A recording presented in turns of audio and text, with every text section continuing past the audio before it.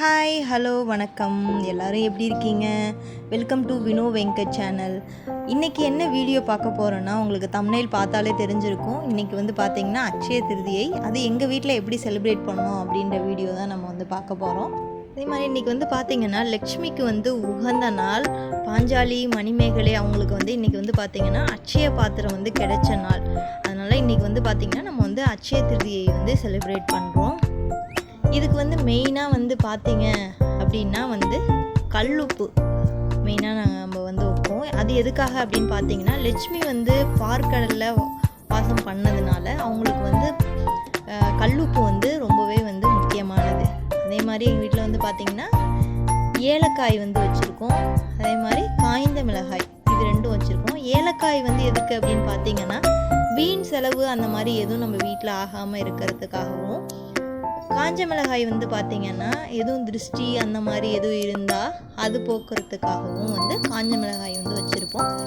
எங்களுக்கு என்ன நெய்வேத்தியம் அப்படின்னு பார்த்திங்கன்னா, கற்கண்டு பொங்கல், பால் பாயசம், இந்த மாதிரி நம்ம நெய்வேத்தியம் வைக்கலாம்.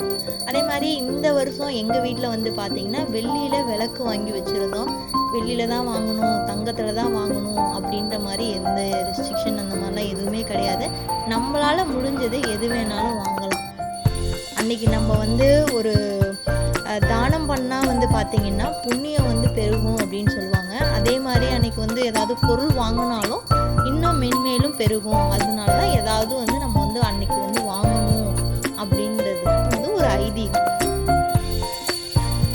முடியாதவங்க பார்த்திங்க அப்படின்னா ஒரு ஜாக்கெட் பிட்டு வாங்கி கூட நம்ம நெய்வேத்தியம் ஒரு பாலில் சர்க்கரை போட்டு கூட நம்ம வைக்கலாம்.